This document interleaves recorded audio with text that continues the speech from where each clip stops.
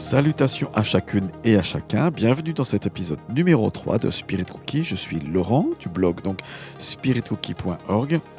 J'ai le plaisir de vous présenter cette troisième phrase de Jésus, troisième passage qui se trouve dans l'évangile de Jean chapitre 19.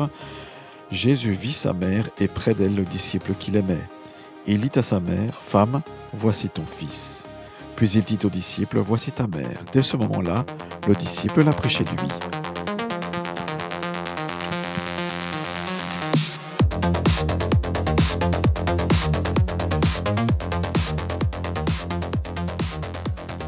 Nous sommes dans cette série où nous étudions ensemble les 7 paroles que Jésus lui-même, en agonisant, a prononcées lorsqu'il était sur la croix. Bienvenue donc dans cet épisode numéro 3 et je me réjouis de partager ces phrases un petit peu énigmatiques avec vous.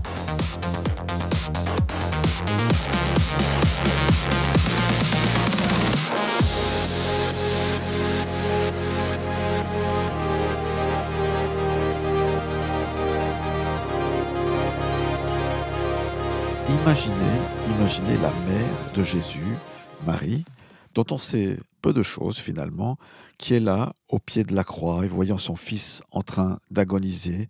Elle est le témoin impuissant de cette exécution sommaire, barbare, faite par les Romains. Jésus a été livré par les Juifs aux Romains et là on assiste à quelque chose de tellement douloureux, c'est même le comble finalement de la douleur. On imagine un petit peu pour une maman. À ses côtés de Marie donc se tient Jean, le disciple que Jésus aime de manière particulière. Jésus voit ces 2 personnes qui lui sont chères. Dans sa souffrance extrême, il ne se concentre pas sur lui-même et ses douleurs, mais sur les liens de son entourage. Il prononce un acte d'amour et de responsabilité extraordinaire. Si je réfléchis avec vous un petit peu à ces quelques phrases qui nous sont données là, cette parole de Jésus révèle cette humanité de Jésus-Christ, fils de l'homme.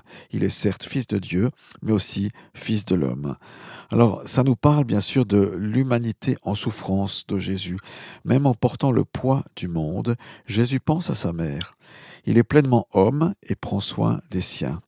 C'est un rappel puissant de l'importance de la responsabilité familiale et filiale, et c'est ce qui fait dire à certains que probablement Joseph, donc le père de Jésus-Christ, Marie de Marie, eh bien n'est plus là ou n'est plus de ce monde. Donc ce rappel puissant sur la responsabilité familiale, il est pour chacune et pour chacun. On est encouragé dans les Écritures à maintenir et à entretenir ce lien familial. On voit aussi à quelque part la naissance d'une nouvelle famille. En confiant Marie à Jean, Jésus crée une nouvelle unité. Il dépasse les liens du sang pour établir à quelque part une fraternité spirituelle. Jean devient le fils de Marie. Marie est la mère de Jean. Le sacrifice de Jésus ne sauve pas seulement l'individu, à quelque part, il refonde la communauté. Et là, il y a bien plus que des liens du sang, à quelque part, disons des liens différents. Il s'agit de liens spirituels, des liens, des attaches que le Seigneur Jésus crée entre Jean et Marie.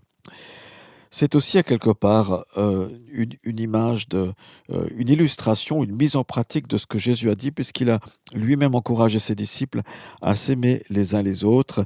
Il promet même qu'à ceux-ci tous connaîtront que vous êtes mes disciples, dans Jean 13, 34, si vous avez de l'amour les uns pour les autres. Cet amour, à quelque part, naît des circonstances douloureuses au pied de la croix entre Marie et Jean, ce lien de filiation. Et notre amour mutuel est le signe le plus fort de notre foi. Dans une communauté chrétienne, notre amour mutuel est le signe le plus fort de notre foi.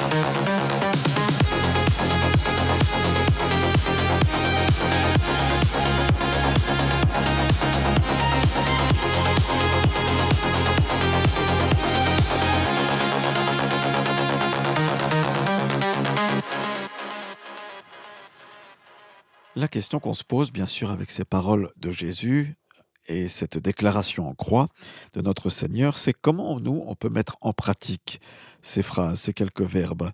Eh bien, l'appel, je crois, est assez clair. Si on regarde autour de nous, on a quelque part une nouvelle appartenance. La foi nous place dans une nouvelle famille spirituelle, ça s'appelle l'Église ou le corps de Christ. Peu importe d'où nous venons, nous sommes unis par l'Esprit et le sang du Christ. C'est un lieu de soutien, souvent imparfait, mais essentiel.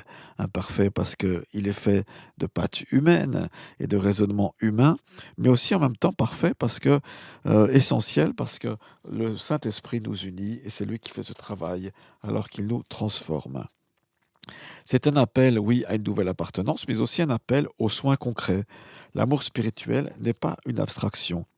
Il doit se traduire en actes, en appel téléphonique, en service rendu, un repas partagé, une écoute mutuelle. Nous sommes appelés à prendre soin les uns des autres, comme Jean a pris soin de Marie.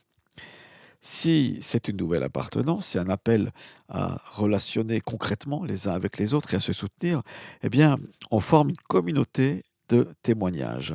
Notre amour concret est le plus puissant des témoignages. Quand le monde voit des croyants prendre soin les uns des autres, c'est l'évangile en action, c'est la vérité incarnée qui se transmet. Alors je vous invite avec moi à prier. Nous allons évoquer ce passage devant notre Seigneur.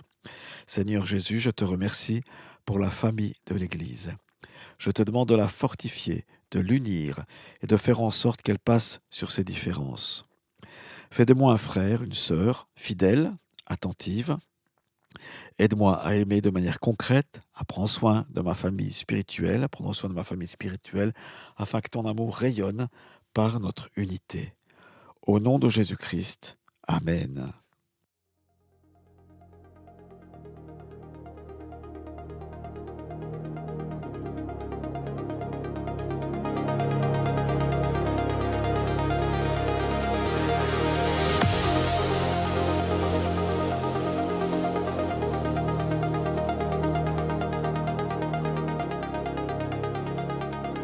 Nous arrivons à la fin de cet épisode numéro 3, et oui, c'est déjà le numéro 3 de cette saison 8 sur les paroles de Jésus-Christ en croix.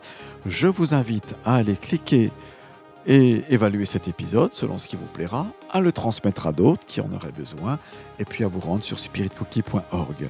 Je vous dis à la semaine prochaine pour un nouvel épisode, ça sera la 4e parole de Jésus-Christ en croix. Ciao, ciao, bye bye, je prie pour vous, à la prochaine.